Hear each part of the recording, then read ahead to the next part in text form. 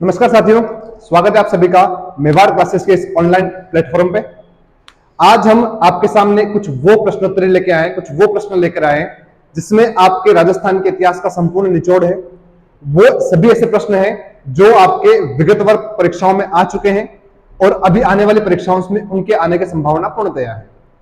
इसके अपन पर पूरी एक सीरीज लेके आएंगे, जिसकी फर्स्ट वीडियो आज अपन कुछ टॉपिक्स के बारे में चर्चा करेंगे, जैसे मेवाड़ का इतिहास हो गया, या फिर हम कुछ सभ्यताओं के बारे में चर्चा करेंगे। कुछ प्रश्न हम सभ्यताओं के उठाएंगे और कुछ हम इतिहास के, मेवाड़ के इतिहास के उठाएंगे। हर रोज अपन 50-50 क्वेश्चन की सीरीज लेके आएंगे, जिनमें हो सका तो आपको एक मैराथन क्लास देकर भी आपको कंप्लीट करवा दिया जाए, या फिर छोटी छोटी क्लासों में आपको प्रोवाइड करवाए जाएंगे। ये सभी प्रश्न आपके लिए आने वाले जितने भी भर्ती एग्जाम्स हैं, जैसे सीईटी हो गया, रीट हो गया, पटवार हो गया, इन सभी एग्जाम्स के लिए बहुत ही महत्वपूर्ण होने वाले हैं।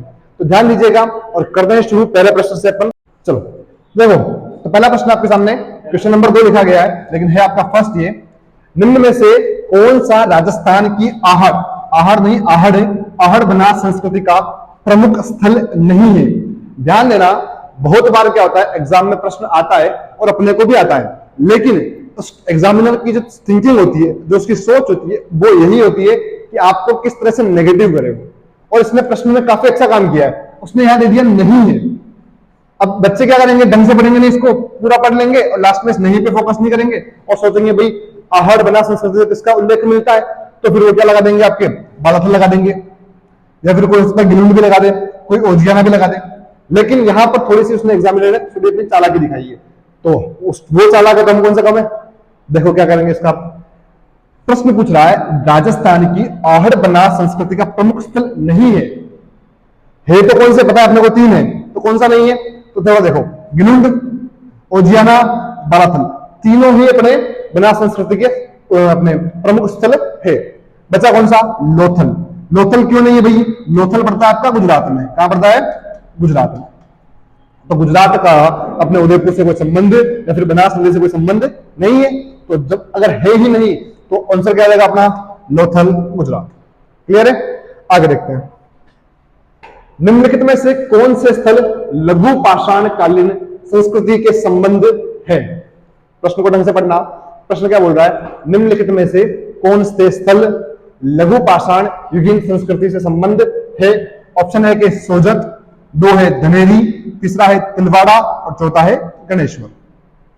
4 नाम दे दिए उसने। अब ऑप्शन क्या है आपके पास, निम्नलिखित में से सही उत्तर चुनिए। पहला और दूसरा, पहला और तीसरा, पहला दूसरा और तीसरा, पहला दूसरा तीसरा और चौथा। फटाफट आंसर दीजिएगा इसका। इसका आंसर क्या होगा, इस रिगार्डिंग इसका आंसर क्या होगा बताइए। प्रश्न पूछ रहा है आपसे कि लघु पाषाण युगीन संस्कृति मतलब क्या है। पाषाण तो है, लेकिन कौन से, लघु पाषाण युगीन संस्कृति से संबंध है, तो किसका है, सोजत का संबंध है, धनेरी का संबंध है, तिलवाड़ा का संबंध भी है। किसका नहीं है, गणेश्वर सभ्यता का पाषाण काल से कोई संबंध या फिर लघु पाषाण काल से कोई संबंध नहीं है। तो क्या आ जाएगा इसका आंसर, पहला, दूसरा और तीसरा। Option C is the correct answer. आगे देखें, जोती हुई कृषि भूमि का साक्ष्य प्राप्त हुआ है। अब अगर इसको अपन देखें तो अपने किताबों में अपने ये लिखा हुआ मिलेगा, जुते हुए खेत के साक्ष्य, खेत के साक्ष्य। आपको एग्जाम में ये देखने को मिलेगा, किताबों में ये देखने को मिलेगा, नोट्स में ये देखने को मिलेगा, जुते हुए खेत के साक्ष्य कहां से मिले। जब ये आएगा तब तो बंद कर लेंगे, लेकिन मैंने पहले कहा है एग्जामिनर आपसे जो एग्जाम ले रहा है उसका कारण क्या है, वो चाहता है कि आप फेल हो जाओ, वो कभी ये नहीं चाहेगा कि आप पास हो गए। आपको पास करवाने के लिए कभी भी एग्जाम नहीं लिए जाते हैं। तो उसने प्रश्न को घुमा दिया, लैंग्वेज घुमा दी कि जोती हुई कृषि भूमि के साक्ष्य। अरे कृषि भूमि यानी क्या होता है, खेती होता है। ज्योति हुई यानी क्या, जुते हुए। तो खेत के साक्ष्य कहां से मिले, क्या कालीबंगा से मिले, क्या मोहनजोदड़ो से मिले, क्या बनवाली से मिले, क्या हड़प्पा से मिले, बताइए फटाफट। मैंने जब स्टार्ट किया तब भी आपसे कहा था कि मैं आपको राजस्थान हिस्ट्री पढ़ा रहा हूं। राजस्थान हिस्ट्री में हड़प्पा तो कहीं आएगी नहीं, मोहनजोदड़ो का भी कोई विशेष उल्लेख नहीं आएगा। तो कौन सी बची, बनवाली और कालीबंगा। और आप जब सभ्यताएं पढ़ेंगे तो हर बार आप सभ्यताओं को पहली वाली सभ्यता कौन सी पढ़ते हैं, कालीबंगा पढ़ते हैं। तो ध्यान रखना, कालीबंगा से क्या मिले हुए, जुते हुए खेत के साक्ष्य। किसके मिले, जुते खेत के साक्ष्य। कुछ अपन और चर्चा कर ले। यहां से अपने को और क्या मिला है, तो मिला अपने को स्वास्तिक का चिन्ह। क्या मिला है, स्वास्तिक का चिन्ह। और क्या मिला अपन देखते हैं थोड़ा बहुत और कि भाई अपने यहां से क्या मिले, यहां से मिले अपने को अग्नि वेदिकाएं। क्या मिली है? अग्नि वेदिकाएं। तो ध्यान रखना थोड़ी सी बातें कि जो तो क्षेत्रीय साक्ष्य भी यही से, स्वास्थ्य का चिन्ह भी यही से और अग्नि वेदिकाएं भी यही से। तो अपने को क्या पूछा है? जो तो क्षेत्रीय साक्ष्य, तो क्या हो जाएगा आपका आंसर? राइट आंसर कालीबंगा सभ्यता से। क्लियर है? आगे चलते हैं। लो अगला प्रश्न देखो क्या है? अग्निकुंडों के साक्ष्य कहां से मिले? अरे अभी मैंने बताया, अभी जस्ट बताया, देखो पीछे मैंने कहा है अग्नि वेदिकाएं। अरे अग्नि वेदिका बोल दो, अग्निकुंड बोल दो, बात तो एक ही है ना। तो क्या हो जाएगा? कालीबंगा। सिंपल सा आंसर है। चलो आगे देखते हैं। पुरातात्विक स्थल आहड़ से प्राप्त प्राचीन अवशेष संबंधित है। मतलब सिंपल सा है, उसमें मैंने कहा फिर लैंग्वेज घुमाइए। पुरास्थल आहड़ से प्राप्त प्राचीन अवशेष संबंधित है। मतलब सिंपल सा ये कि आहड़ से जो आपको अवशेष मिले हैं ना, आहड़ से जो आपको अवशेष मिले हैं, वो आहड़ से प्राप्त अवशेष जो है वो कौन से काल के हैं? क्या वो कांस्य युग के हैं? क्या वो लोह युग के हैं? क्या वो ताम्र पाषाण युग के हैं? या फिर पुरा पाषाण युग के हैं? कहा की बात कर रहे हैं? आहड़। बताओ फटाफट आंसर बताएंगे सारे, फटाफट कमेंट करेंगे सारे आंसर। क्या होगा इसका आंसर? बहुत सिंपल सवाल है, बताओ फटाफट, सभी के आंसर आने चाहिए। बहुत सिंपल क्वेश्चन है कि आपसे पूछता है आहड़ का संबंध कौन से काल से? सिंपल लैंग्वेज में ये। तो आप जब पढ़ते हैं कि आहड़ सभ्यता, तब वहां आपको फर्स्ट में पढ़ाया जाता है कि आहड़ सभ्यता का संबंध किससे है? ताम्र पाषाण काल से। किससे है? ताम्र पाषाण काल से। ठीक है, क्लियर है? चलो आगे चलते हैं। आहड़ सभ्यता के बारे में निम्न कथनों पर विचार कीजिए। पहला प्रश्न कथन क्या है? आहड़वासी तांबा गड़ाना जानते थे। पहली बात तो अपन यहां आहड़ सभ्यता में। तो आहड़ कहां है भाई? उदयपुर में। कहां पर है? उदयपुर में। दूसरी बात क्या है? आहड़ के जो टीले उनको बोलते हैं धूलकोट। क्या बोलते हैं? धूलकोट बोलते हैं। आहड़ जो है उसे बोलते हैं अपन, नदी कौन सी है? तो बनास नदी। कौन सी है? बनास नदी बोल दो इसे, या फिर बोल दो इसे आयड़ बोल दो, या बोल दो बेड़च बोल दो। वास्तव में नदी कौन सी है? कभी दिमाग में आ जाएगा सर बनास भी है, बेड़च भी, आयड़ भी है। वास्तव में नदी कौन सी है? आयड़ नदी। कौन सी है? आयड़। लेकिन ये जब थोड़ा आगे बढ़ती है तो उसका नाम चेंज होता है, और क्या नाम होता है इसका? बेड़च होता है। क्या होता है? बेड़च। लेकिन ये बेड़च नदी किसमें मिलती है? वापस से बनास में। किसमें मिलती है? बेड़च वापस से बनास में मिलती है। इसका मीन क्या है कि नाम तो इसका आयड़ नदी है, लेकिन नदी किसमें, क्या नाम चेंज होता है इसका? बेड़च चेंज हो जाता है। और बेड़च जब बनास में मिल जाती है तब इसका नया नाम बनता है क्या? बनास संस्कृति। क्या बनता है? बनास संस्कृति। ठीक है, अब कुछ और बातें करें। जो आहड़ सभ्यता है, मैंने पहले कहा, अभी जस्ट लास्ट वाले क्वेश्चन में देखो, लास्ट वाले क्वेश्चन में मैंने कहा है कि भाई जो आहड़ है वो कौन सी है? ताम्र पाषाण काल। कौन सी है? ताम्र पाषाण काल। तो तुमसे पूछ ले कौन से काल की है? तो ये ताम्र पाषाण काल। थोड़ा और देखते हैं अपन। यहां लिखा है ताम्र पाषाण काल, मतलब तांबा है। ताम्र का अर्थ क्या है? तांबा। तो यहीं से क्लियर हो रहा है पहला ऑप्शन तो आपका कि तांबा गड़ना जानते थे। तो भाई जो अपन काल ही, अपनी जो सभ्यता है वो सभ्यता ही पूरी ताम्र काल की है या फिर ताम्र पाषाण काल की है। तो तांबा गड़ना जानेंगे या नहीं जानेंगे? अरे माना कि आप किसान हैं तो खेती करना जानते हैं। किसान का मतलब क्या है? खेती करने वाला। आप पंडित है तो आपको मंत्र आते होंगे, बहुत सारी बातें हैं। तो कौन सा जगह? पहली बात तो क्लियर है, हाँ कि भाई ये तो हमें पता चल चुका है। चलो और देखते हैं। और क्या देखो, ये लोग चावल से परिचित नहीं थे। मैंने कहा घुमाएगा एग्जामिनर, हमेशा घुमाएगा। अगर मैं इसको जल्दबाजी में पढ़ू तो क्या बोलूंगा? ये चावल से परिचित थे। लेकिन वहां क्या कर दिया उसने? घुमा दिया।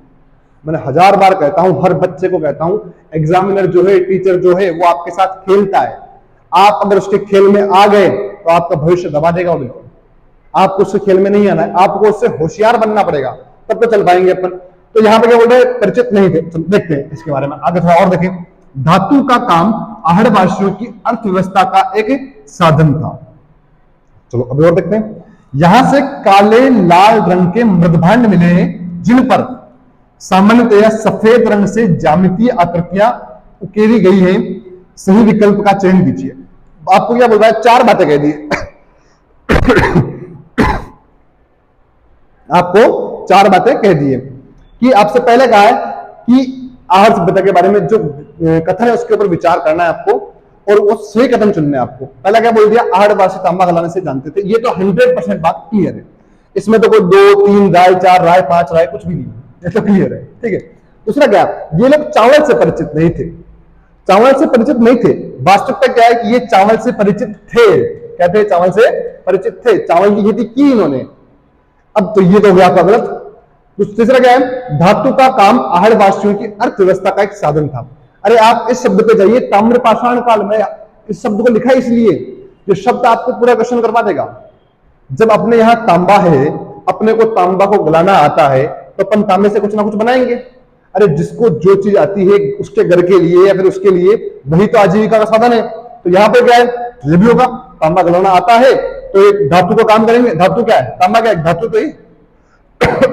अगला देखो, यहां से काले लाल मृदभांड मिले।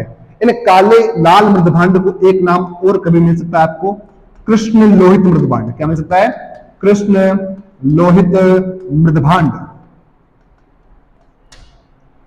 भले काले लाल बोलो या फिर कृष्ण लोहित बोलो, बात एक ही रहेगी। तो काले लाल मृदभांड मिले हैं जिन पर सामान्यतया सफेद रंग से ज्यामितीय आकृतियां उकेरी गई है। सफेद रंग से ज्यामितीय आकृतियां उकेरी गई है, मतलब जो मिट्टी के मृदभांड का अर्थ क्या, मिट्टी के बर्तन। अरे भांड यानी क्या होता है, भांडो, भांडा यानी क्या होता है, बर्तन। मृद यानी क्या होता है, मिट्टी। तो किसके बर्तन है ये, मिट्टी के। मिट्टी के काल और लाल रंग के बर्तन है, उसके ऊपर सफेद कलर से पेंटिंग कर रखी है, ज्यामिति बना रखी है, वो चीजें। तो ये भी यहां से मिले हैं। तो क्या हो जाएगा ऑप्शन ए, सी और डी। कहां रहा ए सी डी, सी एवं डी, ए एवं बी, ए सी डी सही है। क्लियर है, बहुत आसान है। सभ्यताओं के फैक्ट जो है ना बहुत आसान है, आप थोड़ा सा उन पे थोड़ा ध्यान लगाइए, थोड़ा सा उनके कंसेप्ट पे जाइए, बहुत आसान हो जाएंगे। अगला देखो, अगला आप ही करोगे। गिलोन सभ्यता के अवशेष किस युग के हैं। जो गिलोन सभ्यता है उसके अवशेष जो है वो किस युग के हैं। मतलब क्या है, सिंपल सी बात, जो गिलोन सभ्यता है वो कौन से काल की है, पाषाण काल की है, लघु पाषाण की है, ताम्र पाषाण की है, ताम्र काल की है, ताम्र प्रस्तर काल की है, नौ युगीन सभ्यता है, वो सारी बातें। तो क्या लिखा है, पहला तांबा प्रस्तर युग, दूसरा क्या है प्रस्तर युग, तीसरा क्या है लोह युग, चौथा क्या है मृदभांड युग। तो पहली बात, आप कुछ ऑप्शंस को काटना सीख लो। मृदभांड युग नाम से कहीं आपको जानकारी नहीं मिलेगी, युग पूरा नहीं है कोई, केवल मिट्टी के बर्तन नहीं मिलेंगे आपको, पहले कहीं पत्थर तो होगा कम से कम। फिर क्या है लोह युग, तो लोह में आपको रेड अच्छे ढंग से याद करें, टाटा नगर। क्या है वो, टाटा नगर। तो लोहे का काम तो वही होता है, कहां पर होता है, रेड सभ्यता। कहां होता है, रेड में। अब दो बातें रहेगी, प्रस्तर और ताम्र प्रस्तर युग। देखो प्रस्तर और ताम्र प्रस्तर, अपने यहां तुम्हें पता होगा जो गिलोन सभ्यता है वो कहां है। तो मैंने पहला प्रश्न बताया था, तब मैंने कहा था बनास संस्कृति। क्या बताया था मैंने आपको, बनास संस्कृति। तो वहां ऑप्शन था, फर्स्ट ऑप्शन था गिलोंड, बालाथल। ये सभ्यता किसकी है, बनास संस्कृति की है। बनास संस्कृति मतलब क्या है, एक तरह से आहड़ है, आहड़ के आसपास है। अरे है या नहीं है, तो मैंने कहा था आहड़ में क्या होता है, तो मैंने कहा था आहड़ ताम्र पाषाण कालीन है। कौन सा कालीन है, ताम्र पाषाण कालीन है। और ताम्र पाषाण को ही बोलते हैं प्रस्तर। क्या बोलते हैं, प्रस्तर। क्या बोलते रहे, प्रस्तर। तो ताम्र पाषाण बोलो, ताम्र प्रस्तर बोलो, बात तो एक ही है। तो यहां पर क्या हो जाएगा आपका सही आंसर, ताम्र प्रस्तर काल। क्या हो जाएगा, ताम्र प्रस्तर काल। या युद्ध बोल तो बात एक ही। अगला प्रश्न देखो, आहड़ का उत्खनन कार्य किसके नेतृत्व में निष्पादित हुआ। अब ऐसे प्रश्न कभी कभी यार अपने आपके दिमाग को घुमाते हैं। कारण क्या है, कालीबंगा है, उसका भी उत्खनन हुआ है, उत्खनन भी हुआ है और खोज भी हुई है। दो बातें, एक होती है खोज, एक होता है खनन। पहले आपको दोनों में डिफरेंस समझ में आना चाहिए, खोज क्या खनन क्या। तो थोड़ा सुनना, खोज और खनन में डिफरेंस क्या है। खोज मतलब तो जैसे माना कि मैं गया और मुझे लगा यार यहाँ इस जमीन के अंदर कुछ ना कुछ हो सकता है, मैंने बोल दिया भाई इसको खोजो आप, मतलब मैं बता रहा हूं आपको इसके अंदर कुछ ना कुछ मिलेगा, तो ये तो हो गई इसकी खोज। लेकिन अगर मान लो मैं जाऊं और मैं उसको खोदूं, मैं उसको खुदाई करूं और वहां से कुछ ना कुछ निकाल के लाऊं, तो ये होता है आपका उत्खनन। क्या होता है ये, उत्खनन। तो यहां प्रश्न क्या पूछ रहा है, उत्खनन कार्य, आहड़ सभ्यता का उत्खनन कार्य किसके देखरेख में हुआ? पहला क्या है? एच.डी. साकलिया। क्या है? एच.डी. साकलिया। दूसरा क्या है? वी.एन. मिश्र। तीसरा क्या है? वी.एस. वाकणकर। चौथा क्या है? बी.बी. लाल। 4 ऑप्शन आपके पास, फटाफट लगाओ आंसर। क्या होगा देखिए, बताइए फटाफट, बताऊं? आहड़ सभ्यता का उत्खनन कार्य किसके नेतृत्व में हुआ? तो याद रखना इसका आंसर क्या हो जाएगा? एच.डी. साकलिया। क्या हो जाएगा? एच.डी. साकलिया। आगे जाओ, गणेश्वर सभ्यता का उत्खनन। अरे अब यहां था आहड़, अब यहां क्या आ गया है? गणेश्वर। क्या आ गया है? गणेश्वर सभ्यता का उत्खनन कार्य किसकी देख रेख में संपन्न किया गया, फिर किया गया? बताइए फटाफट, फटाफट फेंक के मारो आंसर। बहुत सिंपल सवाल है, कोई बड़ी बात नहीं है। ऐसे सवाल हैं जो हर एग्जाम्स में बनते हैं। मैं पहले कह रहा हूं, फिर कह रहा हूं, ये सारे वो क्वेश्चन है जो आपके आगामी सीईटी 12th लेवल का ग्रेजुएशन लेवल की भर्तियों के लिए बहुत ज्यादा इंपॉर्टेंट है। थोड़ा इन्हें फोकस करना। लगाओ, एच.डी. साकलिया है, ए.एन. घोष है, बी.एन. मिश्र है, या फिर आर.सी. अग्रवाल है? फटाफट बताओ। गणेश्वर सभ्यता का उत्खनन, देखो एच.डी. साकलिया तो कहां पर आ गया? आहड़ में आ गया। कहां पे आ गया? आहड़ सभ्यता का उत्खनन कर दिया अपन ने। बी.एन. मिश्र काम करनी, अपने क्या हो जाएगा? आर.सी. अग्रवाल। क्या हो जाएगा रे? आर.सी. अग्रवाल हो जाएगा। ठीक है, अगला देखो, गणेश्वर सभ्यता का संबंध किस नदी से है? गणेश्वर सभ्यता का संबंध कहां है? कौन सी नदी से है? तो चलो अपन थोड़ा सा इसके बारे में डिटेल्स लेते हैं। जब इस सभ्यता का प्रश्न बार बार आ रहा है, थोड़ी अपन डिटेल निकालते हैं। गणेश्वर सभ्यता, नदी याद रखना है, कांतली नदी। कौन सी नदी है? कांतली नदी। 2-3 बातें याद रख लो, ज्यादा कोई बड़ी बात नहीं है, ज्यादा डीपली जाना भी नहीं है। अब थोड़ा और याद करो, कहां पर है ये? तो याद रखना, नीम का थाना। कहां पर है? नीम का थाना। कहां पड़ता है ये? सीकर में।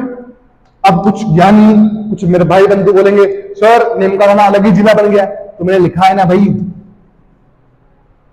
मान लो तुम एग्जाम देने जाओ और वहां पर तुम्हें दोनों ऑप्शन मिल जाए, पहली बात दोनों ऑप्शन मिलेंगे नहीं ना, नीम का थाना और सीकर दोनों मिल नहीं सकते।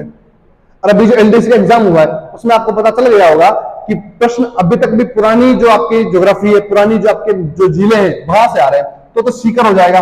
और मान लो कभी सीकर ऑप्शन में ना हो और नीम का थाना हो, तो क्या हो जाएगा? नीम का थाना। आपके सामने दोनों ऑप्शन साथ में नहीं मिलेंगे, और मिल जाएंगे तो भाई आप वजह से बहुत बैठे हैं, आप जो तैयारी कर रहे हो वैसे बहुत बैठे हैं, कोई ना कोई टेस्ट ठोक देगा, रेट लगा देगा, कोई बड़ी बात नहीं है। तो आप उस चीज के लिए बिल्कुल निश्चिंत हो जाओ।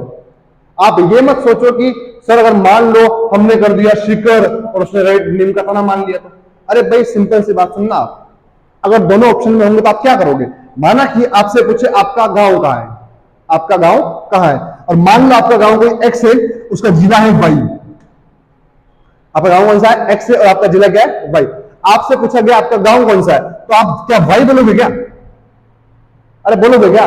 नहीं ना, तो क्या बोलोगे आप? एक्स ही जिला, एक्स ही गांव अपना, तो वाई तो क्या अपना जिला है, डिस्ट्रिक्ट है। तो कभी ऐसा एग्जाम में प्रश्न आ भी जाए तो क्या कर देना आपको? नीम का थाना, कि मेन जगह तो यही है, ये तो क्या इसका जिला मुख्यालय भाई, मेन जगह क्या है? नीम का थाना ही है। तो ध्यान रखना क्या हो जाएगा? नीम का थाना। नदी कौन सी जाएगी इसकी? कांतली नहीं, कांतली। क्या हो जाएगी? कांतली नदी हो जाएगी। ठीक है, चलो आगे देखते हैं। निम्नलिखित में से किस स्थल में जाख बाबा प्रतिमा प्राप्त हुई है?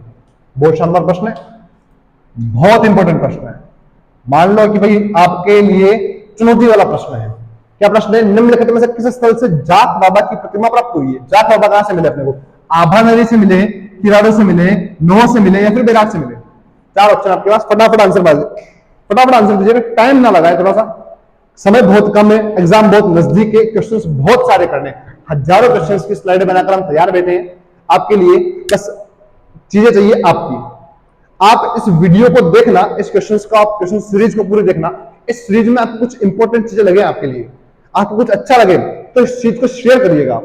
यार वास्तव में हमारे काम की कोई ना कोई चीज है, आपके काम की चीजें सारी, कोई हमारे काम की चीजें नहीं है, सब चीजें आपके ही काम की है। आप पढ़ोगे, आपका सिलेक्शन होगा, आपका फायदा उसमें। हम तो प्रयास कर रहे हैं कि भाई हमारी तरफ से हम आपके लिए कुछ ना कुछ चीजें लेके आए जो हमसे पॉसिबल हो सकता है। ठीक है, तो क्या हो जाएगा इसका आंसर? सही, इसका सही आंसर क्या हो जाएगा? फटाफट दीजिएगा आंसर। इसका आंसर हो जाएगा नोह। क्या हो जाएगा? नोह। कहां पड़ता है ये? भरतपुर। कहां पड़ती है? भरतपुर में। चलो आगे देखो, निम्नलिखित में से किस स्थल से इंडो ग्रीक शासकों की 28 सिक्के प्राप्त हुए? कितने?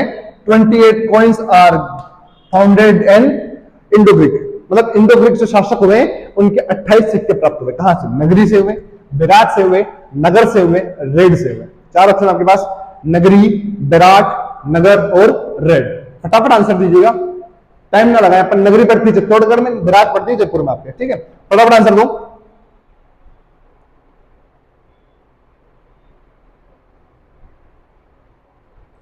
फटाफट दो आंसर। इंडो ग्रीक शासक हुए, तो ध्यान रखना इंडो ग्रीक शासकों के 28 सिक्के कहां से मिले अपने को? विराट से। कहां से मिले? विराट से। अगला क्वेश्चन देखिए, धूलकोट कहां स्थित है? मैंने जब आपको क्वेश्चन करवाए थे, जब शायद सेकंड और थर्ड क्वेश्चन में मैंने धूलकोट शब्द लिखाया था, आप भूल गए होंगे, मुझे याद है अच्छी तरह से। शब्द क्या है आपका? धूलकोट। क्या है? धूलकोट। धूलकोट को क्या कहां से प्राप्त है? फर्स्ट बात तो आहड़ है। क्या है ये? आहड़। आहड़ सभ्यता से क्या मिले अपने को? धूलकोट मिले। आहड़, इस धूलकोट का अर्थ क्या है? टीले है। क्या एक तरह से? टीले। क्या एक तरह से? टीले है। अब कुछ और बातें अपन कर लेते हैं, वैसे अपन ने कर रखी है आहड़ के बारे में। आप कभी भी इतिहास पढ़ो, सभ्यताएं पढ़े, तो आप दो चार सभ्यताओं को ढंग से रख लो, आपके काम की वही है। हर एग्जाम में उन सभ्यताओं से ही प्रश्न बनते, चाहे वो सभ्यताएं आहड़, तो कौन सी है? आहड़ है। एक आपकी कालीबंगा, एक आपकी याद रख लो विराट, थोड़ा याद कर लो आप रेड को। आहड़ को याद कर लो, कालीबंगा को याद कर लो, विराट को याद कर लो और रेड को याद कर लो। बाकी चीजों को थोड़ा सा हाई मतलब लाइट वेट कर लो, यहां से हर बार प्रश्न बनते। और कालीबंगा तो आप मान चलो, कालीबंगा के फैक्ट आपने जितने पढ़े होंगे लगभग सभी फैक्ट एग्जाम में आए हुए, कुछ नहीं छोड़ा इसका, तो बिल्कुल जूस निकाल के रख दिया साड़ी का। ध्यान रखना कालीबंगा इंपॉर्टेंट है थोड़ी सी, याद कर जाएगा। आहड़ एक नॉर्मल सी बात है भाई, अपन कुछ पढ़ चुके हैं भाई, आहड़ का है उदयपुर में, बनारस संस्कृति है, छोटी मोटी बात है जानकारी अपन एक बार ले चुके, बार बार लेने से कोई मतलब नहीं है। चलो आगे चलो। अगला क्वेश्चन आपके, राजस्थान में लौह धातु के पात्र के प्राचीनतम साक्ष्य किस पात्र संस्कृति से प्राप्त हुए हैं? बढ़िया प्रश्न। प्रश्न क्या है? राजस्थान के लौह धातु के पात्र के प्राचीनतम साक्ष्य किस पात्र संस्कृति से प्राप्त हुए? पहला क्या है? गेरुवे रंग की मृदबान संस्कृति। दूसरा क्या है? काले व लाल रंग की मृदबान संस्कृति। तीसरा क्या है? चित्रित स्लेटी व मृदबान संस्कृति। चौथा क्या है? उत्तरी काली चमकीली मृदबान की संस्कृति। अब थोड़ा सा इसके ऊपर अपन फैक्ट पे जाएं, कंसेप्चुअल जाएं, थोड़े अपन थोड़े इसमें डीपली जाएं। देखो, अपन ने केवल आज तक केवल दो ही मृदबांड पढ़े होंगे, आपने सब बताया पढ़ी है, तो कहीं गेरुआ रंग पढ़ लिया होगा या फिर काले व लाल मृदबान पढ़े अपन ने। तो ध्यान रखना, राजस्थान में लौह धातु के पात्र जो है ये प्राचीनतम साक्ष्य किस पात्र संस्कृति से प्राप्त हुए? मतलब लोहे से पहले कौन से थे? तो कौन से थे वो? काले व लाल मृदभांड के साक्ष्य। कौन से थे? काले व लाल मृदभांड। मृदभांड यानी क्या हो गया? मिट्टी के बर्तन। क्या हो जाएगा? मिट्टी के बर्तन हो जाएगा। ठीक है, लास्ट क्वेश्चन करते हैं सभ्यताओं का, 15वां क्वेश्चन है। सीरीज चेंज हो गई थी, वहां से एक से स्टार्ट करना, दो से हो गया था। कालीबंगा का उत्खनन कार्य किसके नेतृत्व में संपादित किया गया? कालीबंगा का उत्खनन किसने किया? बीबी लाल एंड बी के थापर। किसने किया है? बीबी लाल एंड बी के थापर। कंप्लीट हो गया। ये थे आपके आज के लिए सभ्यताओं के प्रश्न। अब अपन शुरू करते हैं किसके? मेवाड़ के इतिहास के। कि मेवाड़ के इतिहास से कौन कौन से प्रश्न आपके बनने लायक हैं, उनको अपन चर्चा करते हैं। ठीक है, चलो तो अब देखते हैं अपन किसके कुछ मेवाड़ के हिस्ट्री के क्वेश्चन देखते हैं, या फिर कुछ हिस्ट्री के बढ़िया से क्वेश्चन और अपन चर्चा करते हैं। चलो, पहला प्रश्न आपके सामने बहुत शानदार प्रश्न है, देखना इसको थोड़ा सा। निम्नलिखित में से कौन मराठा आक्रमण के खिलाफ हुरडा सम्मेलन से जुड़े हुए थे? तो पहले अपन चर्चा करते हैं हुरडा सम्मेलन है क्या। समझना, हमने पहले मुगलों से अधीनता स्वीकार करने के बाद अपन चले गए ईस्ट इंडिया कंपनी के पास। पहले किसके पास गए अपन? मुगलों के पास। मुगलों से किसके पास चले गए अपन? ईस्ट इंडिया कंपनी के पास चले गए थे। उसके बीच में एक फेज आया था पूरा, क्या आया था बीच में? एक पूरा फेज, जहां पर मुगलों से परेशान होकर अपन कहां चले गए? मराठों के पास। मराठों का जो नियम था वो था चौथ वसूली। इसका था चौथ। चौथ एक टैक्स है। क्या है चौथ? एक टैक्स कर है, मतलब कि जैसे कि आपके पास की रेवेन्यू आपकी 1 करोड़ है। कितनी आपकी? 1 करोड़।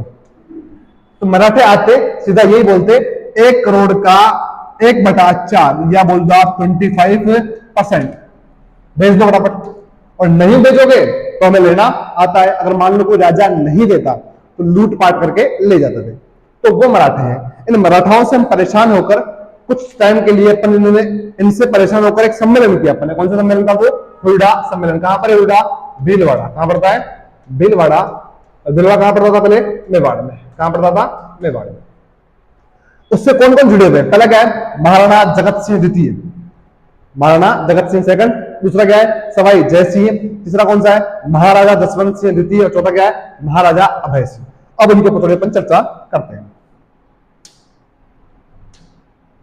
देखो, महाराणा जगत सिंह सेकंड, ये बंदा है कहां का? मेवाड़ का। अरे नाम से क्लियर हो रहा है, क्या लिखा हुआ है? महाराणा। तो महाराणा कहां पर है? केवल मेवाड़ में।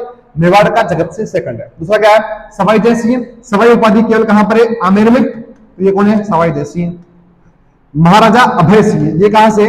वैसा आते हैं अपने मारवाड़ से। कहां से आते हैं? अब थोड़ी मैं और कुछ बात करूं। हुआ क्या, हुरडा सम्मेलन जो है वो प्लानिंग थी किसकी? सवाई जय सिंह की। और साथ में सवाई जय सिंह कौन था? तो मेवाड़ से थे उस समय कौन? संग्राम सिंह सेकंड। कौन थे? संग्राम सिंह सेकंड। दोनों की प्लानिंग थी, मिली भगत थी, कैसे बोल सकते हैं। संग्राम सिंह सेकंड और सवाई जय सिंह ने मिलकर क्या की? प्लानिंग की और सभी राजाओं को इनवाइट किया। सभी राजाओं को इनवाइट किया, लेकिन हुआ क्या, जब ये रखा गया सम्मेलन तब तक संग्राम सिंह जी चल बसे। भाई साहब का हो गया स्वर्गवास। अब इनके बाद जो उत्तराधिकारी राजा बने वो कौन थे? महाराणा जगत सिंह सेकंड। कौन थे? महाराणा जगत सिंह सेकंड। तो अब ये जिम्मेदारी किसके कंधों पे आ गई? जगत सिंह सेकंड के कंधों पे आ गई। तो जगत सिंह सेकंड ने इसकी अध्यक्षता की। लेकिन हुआ क्या, संग्राम सिंह का प्रभाव था, जगत सिंह का प्रभाव नहीं था। ये एक योग्य आदमी था और ये एक अयोग्य आदमी था। तो इस योग्य आदमी के साथ तो सभी आने के लिए तैयार थे, लेकिन इसके साथ तैयार कोई भी नहीं हुआ। लेकिन फिर भी कौन आए थे? तो सवाई जय सिंह भी आया था। इसने पूरा मैनेजमेंट किया था, मैनेजर था एक तरह से। अभय सिंह कहां से आया था? मारवाड़ से।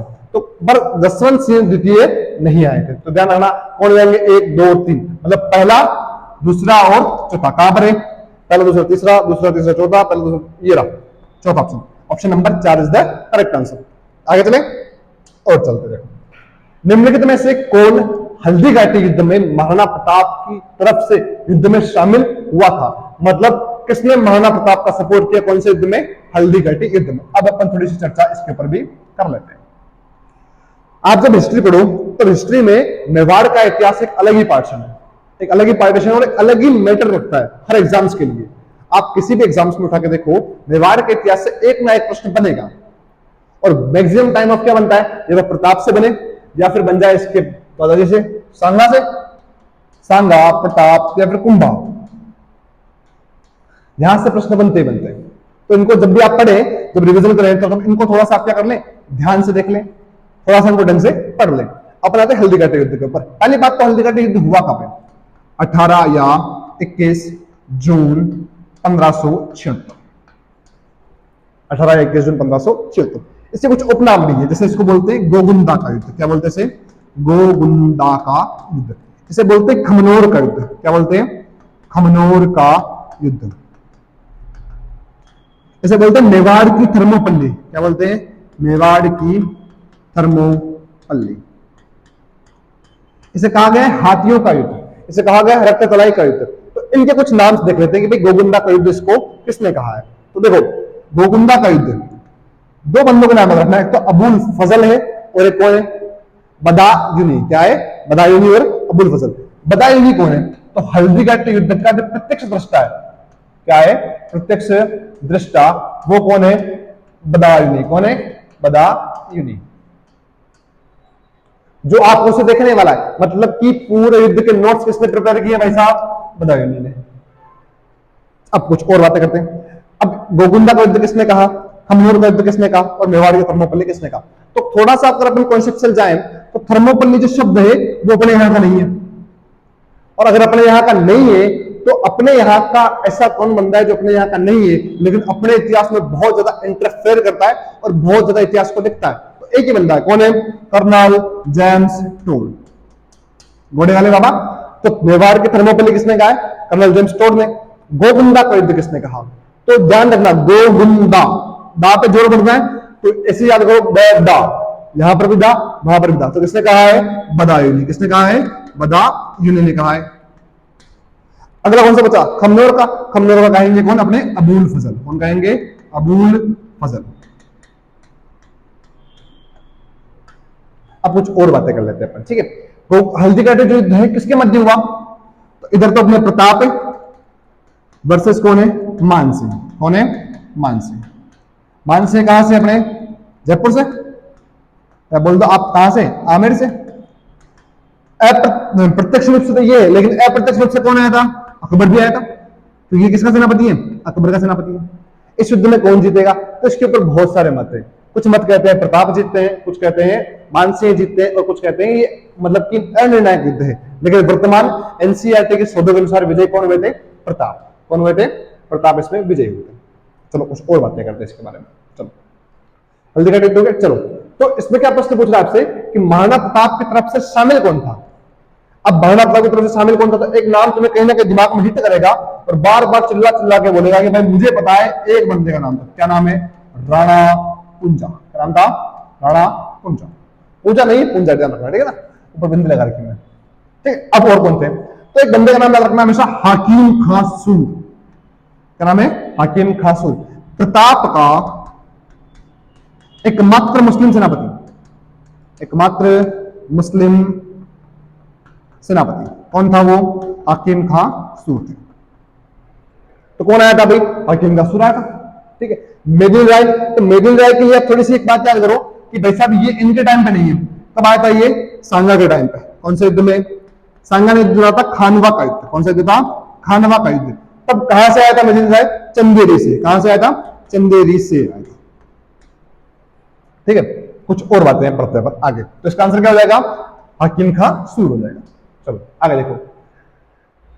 कतिपय राजपूत शासकों की सूची नीचे दी गई है। मतलब एक राजपूत शासकों की सूची नीचे दे रखी है। राणा सांगा है, चंद्रसेन है, मानसिंह है और राय सिंह। अब क्या बोल रहा है? इनमें से उन दो का चयन करें जिन्होंने मुगलों का सहयोग नहीं किया है। मतलब वो बंदे जो डायरेक्टली मुगलों के एंटी है, मतलब अपने से मुगलों की बनती नहीं है। तो पहला क्या ऑप्शन आ रहा है? अरे जब मुगल भारत में आए, सुनना, मुगल भारत में कौन आया मुगलों का? पहले पहले बाबर आया ना। बाबर के बाद कौन आया? हुमायूं। बाबर को याद रखो अपन तो बंदा बाबर जब भारत में आता है, भारत में आते ही सबसे पहले अपन लड़ने जाएंगे कौन? राणा सांगा। कौन जाएंगे? महाराणा संग्राम सिंह। राणा इनका महाराणा संग्राम सिंह प्रथम ये युद्ध करेंगे इससे, और दो युद्ध करेंगे। कौन कौन से? पहला है बयाना, दूसरा है खानवा। बयाना और खानवा दो युद्ध किए अपन ने भाई साहब। दूसरा बंदा चंद्रसेन। अरे मुगलों के साथ खानवा, बाबर के बाद हुमायूं आया, हुमायूं के बाद कौन आया? अकबर। कौन आया था? मुल्तान अकबर। अकबर से दो बंदों ने बड़े पंगे लिए। एक तो है प्रताप और एक कौन है? चंद्रसेन। कौन है? चंद्रसेन। चंद्रसेन को बोलते हैं मारवाड़ का प्रताप। क्या बोलते हैं इसे? मारवाड़ का प्रताप। इसे कहते हैं प्रताप का अग्रगामी। क्या बोलते हैं इसे? प्रताप का अग्रगामी। इसे बोलते हैं प्रताप का पथ प्रदर्शक। और ऐसा कहते हैं प्रताप का, महाराणा प्रताप का जब कुंभलगढ़ के दुर्ग में राज्याभिषेक हो रहा था, तो उस राज्याभिषेक में भी कौन आया था? चंद्रसेन आया था। तो ये दो वो बंदे जो बिल्कुल एंटी हैं किसके? मुगलों के। तो नाम क्या हो जाएंगे? ए व बी दोनों। कौन सा ऑप्शन आ रहा है? First and second. अगला प्रश्न देखो। महाराणा प्रताप की मृत्यु के पश्चात निम्न में से कौन सा राजपूत मेवाड़ का शासक बना था? महाराणा प्रताप के पुत्र, क्या नाम था उनका? अमर सिंह प्रथम। अरे बहुत आसान है। अब अमर सिंह के बारे में कुछ और बातें करें तो मेवाड़ और मुगल संधि, मेवाड़ व मुगल संधि किसने की थी? प्रत्यक्ष रूप से मेवाड़ मुगल संधि में अमर सिंह का हाथ नहीं था। इनके पुत्र थे कर्ण सिंह। क्या नाम था उनका? कर्ण सिंह। कर्ण सिंह ने की थी, लेकिन हस्ताक्षर किसके हुए थे? अमर सिंह। क्या कहते हैं कि भाई जब अमर सिंह ने इस पर हस्ताक्षर किए उसके बाद से ही अमर सिंह की तबियत खराब होना शुरू हो गई थी, और अंत समय मतलब वो एक तरह से बोल सकते हैं इसका लास्ट पीरियड है अमर सिंह का, ठीक है। तो ध्यान रखना। तो अमर सिंह राजा बनेंगे। मेवाड़ मुगल संधि करने वाला राजपूत राजा कौन है? या फिर मेवाड़ और मुगल संधि किसने किए? तो अमर सिंह वर्सेस जहांगीर के मध्य हुई थी, ठीक है। आगे आ जाएंगे क्वेश्चन। हल्दीघाटी युद्ध, हल्दीघाटी के युद्ध को निम्न में से किस विद्वान ने खमनोर का युद्ध कहा है? आगे प्रश्न देखो। मैंने बताया था अभी आपको हल्दीघाटी युद्ध, हल्दीघाटी के नाम बताया था मैंने। एक बताया था मैंने दोगुंबा का युद्ध, एक बताया था मैंने खमनोर का युद्ध, एक बताया था मैंने थर्मोपल्ली, मैंने कहा था हाथियों की लड़ाई, एक कहा था बादशाह बाग का युद्ध, एक कहा था रक्ततलाई का युद्ध। ये सारे नाम किसी के? हल्दी घाटी के। लेकिन गोगुंदा का युद्ध कौन कहता है?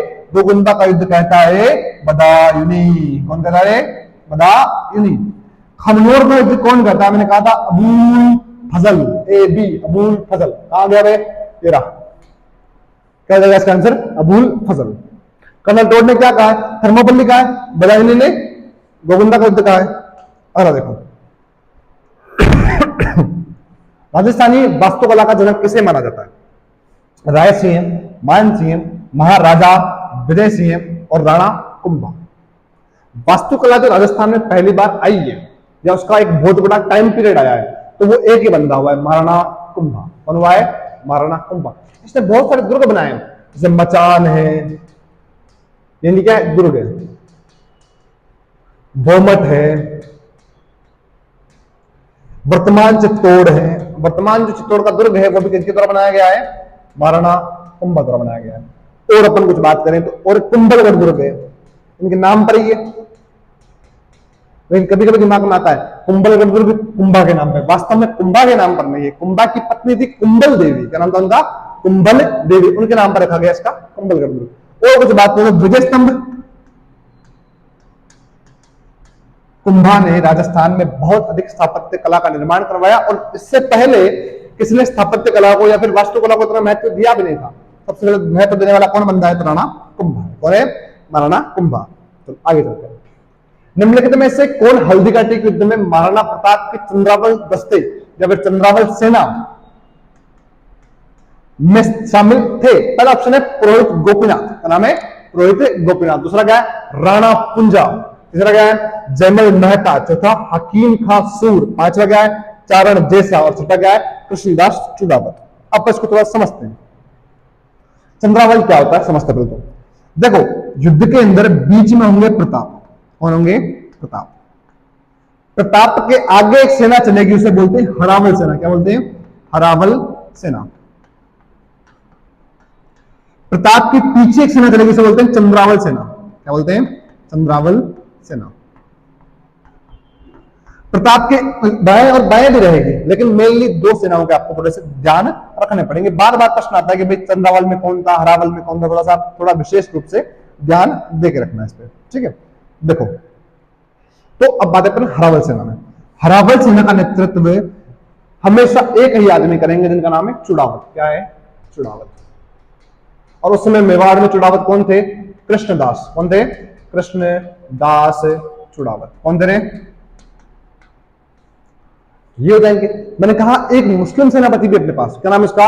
हकीम खां सूर। क्या नाम है? हकीम खां सूर। ये भी कहां पर है?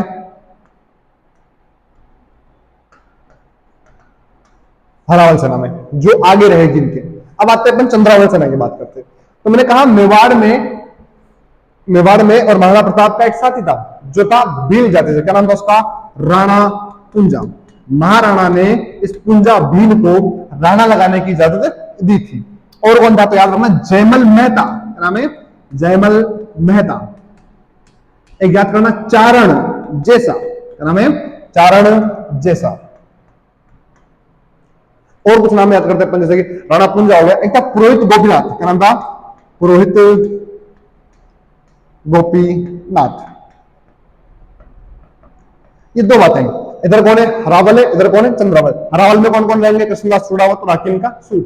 लेकिन वो क्या पूछ रहा है आपसे? चंद्रावल पूछ रहा है, हरावल तो पूछ ही नहीं है। तो मतलब दो को तो काटे अपन, किनको काटे? दो को, एक तो हकीम खां सूर को काटे, एक किसको काटे अपन? कृष्णदास चुड़ावत को काटे। तो कितने बच गए? पुरोहित गोपीनाथ बच गया, राणा पुंजा बच गया, जयमल मेहता और चारण जैसा। 1 2 3 5 कहां पर आ रहे हैं आपके? 1 2 3 5 ये रहा। राणा पुंजा है, जयमल मेहता है, चारण जैसा है और पुरोहित गोपीनाथ है। ये हो गया आपका आंसर। तो ये आपका आंसर क्या हो जाएगा? बिल्कुल करेक्ट आंसर है। आगे देखो, हल्दी घाटी युद्ध कब लड़ा गया? हल्दी घाटी का जो युद्ध है कब लड़ा गया? मैंने अभी बताया था 1576 में।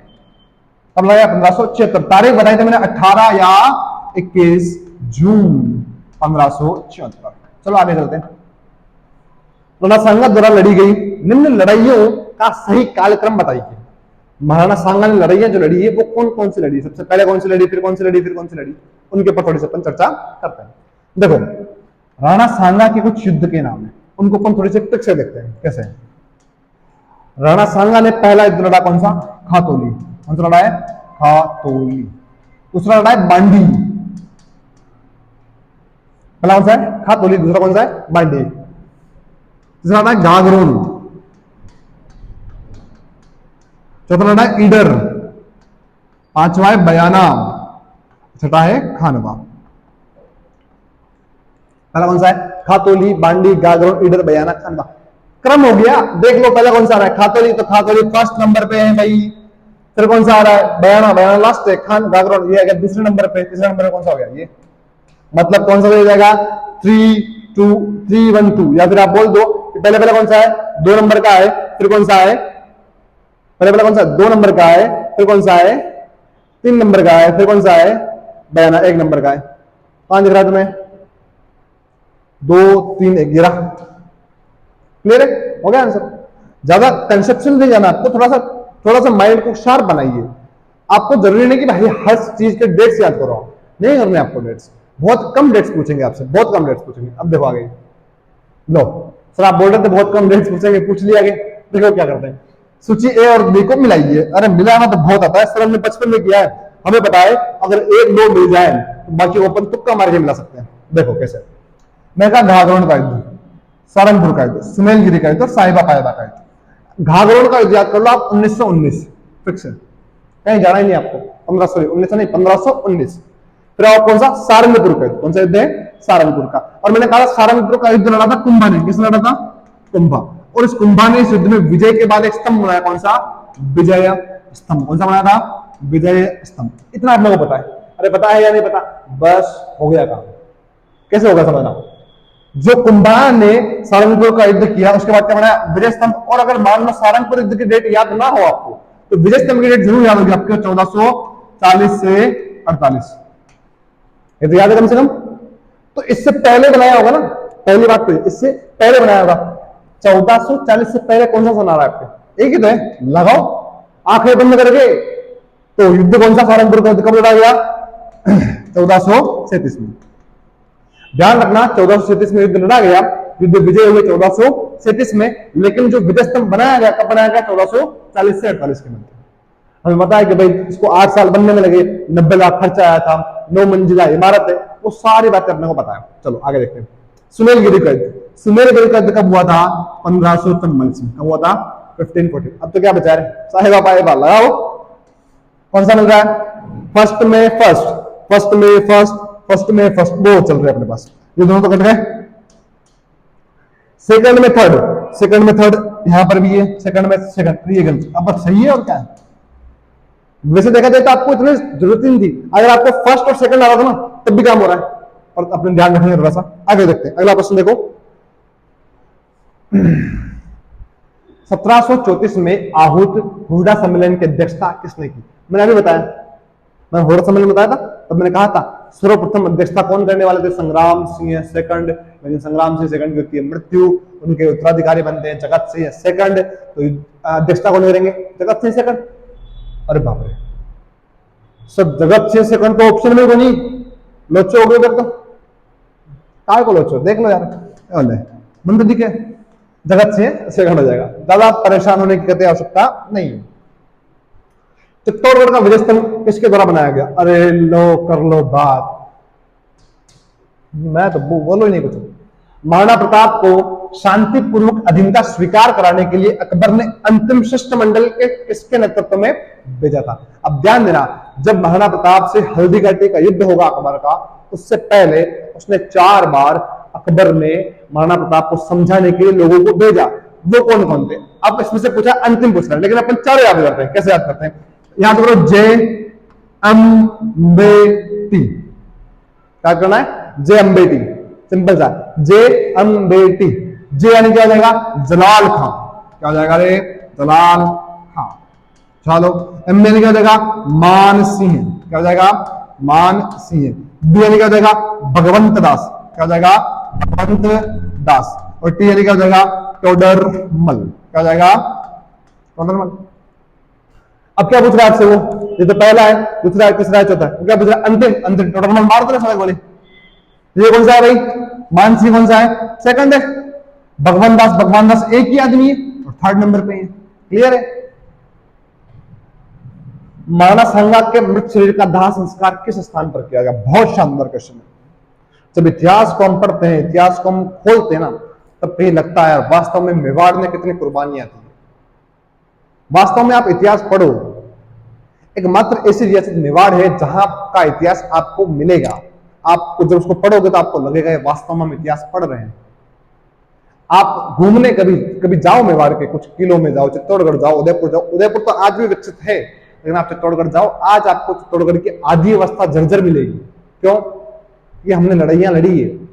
आप जाओ जयपुर, जयपुर का आज हवा महल आज तक सेफ है। क्यों सेफ है? हमने लड़ाइयां लड़ी नहीं है भाई। बारमल जी शुरुआत में अधीनता स्वीकार कर लेते हैं और बोलते हैं भाई हमें लड़ाइयां लड़नी नहीं है। आगे होकर जाते हैं कि भाई मैं आपकी अधीनता स्वीकार कर रहा हूं, ऊपर से आप मेरी बेटी से विवाह कर लो। लेकिन अपने यहां ये नहीं हुआ। अपने यहां जब तक अपन लड़े, जब तक जान थी तब तक लड़े, लेकिन जब अधीनता स्वीकार करनी भी पड़ी तो पहली शर्त यही रखी गई कि भाई हम अधीनता स्वीकार कर रहे हैं, लेकिन मेवाड़ का महाराणा कभी मुगल दरबार में नहीं आएगा।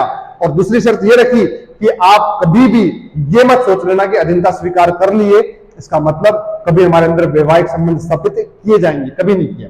ठीक है? तो वो बंदा कौन है? सांगा है भाई। सांगा के अपन पता है खानवा युद्ध में अपनी हार होती है, अंतिम युद्ध में बाबर जीतता है। बाबर यहां से आगे जाता है और बाबर ने अटैक किया किस पे? बाबर ने सांगा का साथ देने एक बंदा आया था चंदेरी से। कौन आया था? चंदेरी से। नाम क्या था उसका? मेदिनी राय। क्या नाम था? मेदिनी राय। सांगा की हालत खराब है, लेकिन इसने अपने दोस्त को बचाने के लिए फिर भी निकल रहा सांगा कहां पर? चंदेरी मेदिनी राय की सहायता करने के लिए। लेकिन सामंतों ने बीच में कहा, समझाया और बीच में क्या दे दिया? जहर दे दिया और इनको लाया और लाकर मांडलगढ़ तक आए। तब तक बॉडी की बदबू आना शुरू, तो मांडलगढ़ में क्या कर दिया? अंतिम संस्कार किया। ध्यान रखना, सांगा का अंतिम संस्कार कहां हुआ है? मांडलगढ़ में। और कुछ बातें करते हैं। निम्नलिखित शासकों में से किसने भीलों को अपनी सैन्य व्यवस्था के उच्च स्थानों पर नियुक्त किया? अरे भीलों को, अरे नाम एक ही पड़ा अपने, राणा कुंजा। कुंजा भील राणा क्या है? कुंजा। किसने दिया? प्रताप ने। अरे राम सिंह का संबंध अपने से है नहीं, मालदेव का अपने से है नहीं, चंद्रसेन का अपने से है ही नहीं। और भील कहां मिलेंगे आपको? भील के सर्वाधिक कहां मिलेंगे अपने को? भील मिलेंगे आपको उदयपुर, या जो आप मेवाड़, वही मिलेंगे। तो भील अगर मेवाड़ में है तो मालदेव मारवाड़, चंद्रसेन मारवाड़, राम सिंह जयपुर, कोई फर्क ही नहीं पड़ रहा है तो अपने से। आगे चलो। मेवाड़ के किस महाराणा के शासनकाल में मेवाड़ महाराणाओं के साथ सती होने वाली अंतिम घटना का विवरण मिलता है? शानदार क्वेश्चन है, बहुत शानदार क्वेश्चन है कि मेवाड़ की अंतिम सती नहीं पूछा उसने। मेवाड़ में अंतिम सती जब हुई तब महाराणा कौन थे? वो कौन थे? स्वरूप सिंह। कौन थे? स्वरूप सिंह। 1857। अब स्वरूप सिंह के बारे में और बात करो। 1857 की क्रांति के समय राजा कौन थे अपने? स्वरूप सिंह थे। थे या नहीं थे? कुछ और बातें बताऊं। इन स्वरूप सिंह ने ही 40 लोग जो कहां से भागे थे भाई? नीमच से। नीमच से 40 गोरे गोरे अंग्रेज भागे थे, उनको शरण दी थी। पहले तो कहां पर दी अपन ने? डूंगला गांव में। कहां पर दिए? डूंगला गांव में दिए। डूंगला गांव से जब कैप्टन शावर्ष का आदेश आया, किसका आदेश आया? कैप्टन शावर्ष का, तब इन 40 लोगों को लेकर कहां चले गए अपन? कहां ले गए? जग मंदिर। कहां ले गए अपन? जग मंदिर में। वहां पर शरण दी अपन ने। तो बंदा कौन है? स्वरूप सिंह है। और कुछ बातें करते हैं। चलो। खांडवा युद्ध में सांगा के घायल होने पर नेतृत्व किसने संभाला? मतलब जब सांगा की अवस्था खराब हो चुकी थी, लगा कि भाई अगर मान लो सांगा की यहां मृत्यु होती है तो मेवाड़ पूर्ण तरह बर्बाद हो जाएगा। तब एक बंदा आता है जिसका नाम क्या है? जाला अज्जा। क्या नाम है?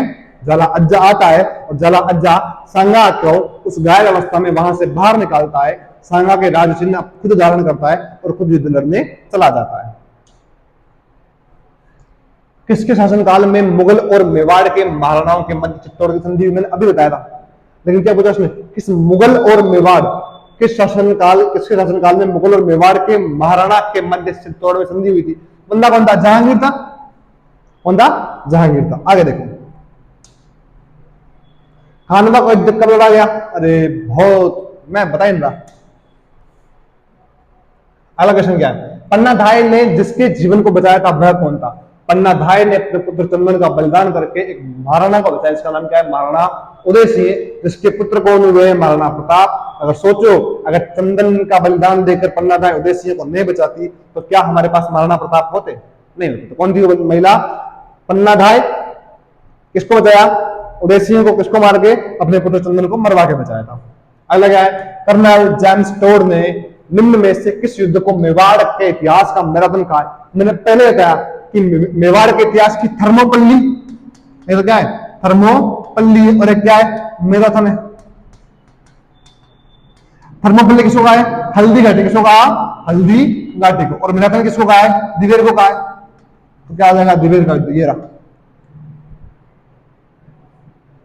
निम्नलिखित में से कौन सा ग्रंथ कुंभा द्वारा रचित नहीं है? कुंभा ने खूब सारे ग्रंथों की रचना की, जैसे संगीत राज, संगीत मीमांसा, रसिक प्रिया की टीका, संगीत सुधा, सूड प्रबंध। और कौन सा है? तो संगीत सुधा है, सूड प्रबंध है, कामराज रतिसार, कामराज रतिसार, रसिक प्रिया की टीका है,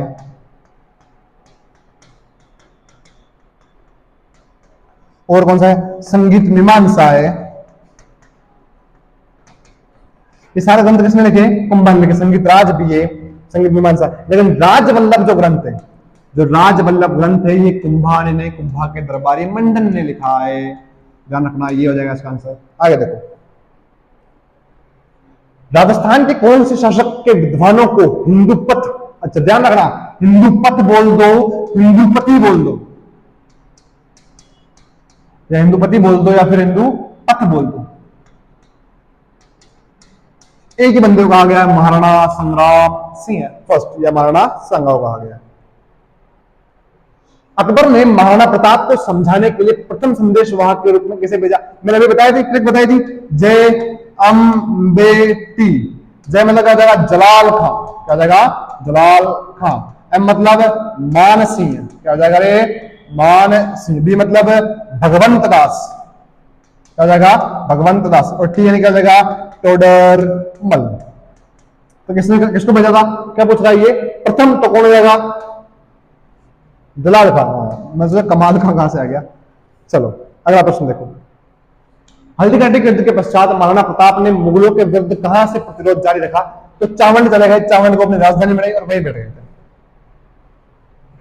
राणा सांगा के उस सहयोगी का नाम बताइए जिसने खानवा युद्ध में नाजुक पड़ाव में अपना समर्थन वापस ले लिया था।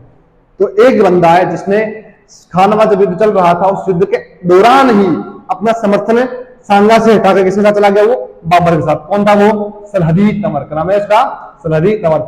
मेदिनी राय तो आया था कहां से? चंदेरी से। कहां से आया था? चंदेरी से। राव डांगा ने अपने पुत्र किसको भेजा था? मालदेव को भेजा था। किसको भेजा था? मालदेव को भेजा था। हल्दी घाटी के युद्ध में महाराणा प्रताप की रक्षा किसने की? हल्दी घाटी के युद्ध में महाराणा प्रताप की रक्षा किसने की? तो बंदे का नाम है जाला बिदा। क्या नाम है? जाला बिदा। सांगा जब घायल हुआ तो जाला अज्जा आया, और जब हल्दी घाटी युद्ध में प्रताप घायल हुआ तो कौन आया? जाला बिदा आए थे।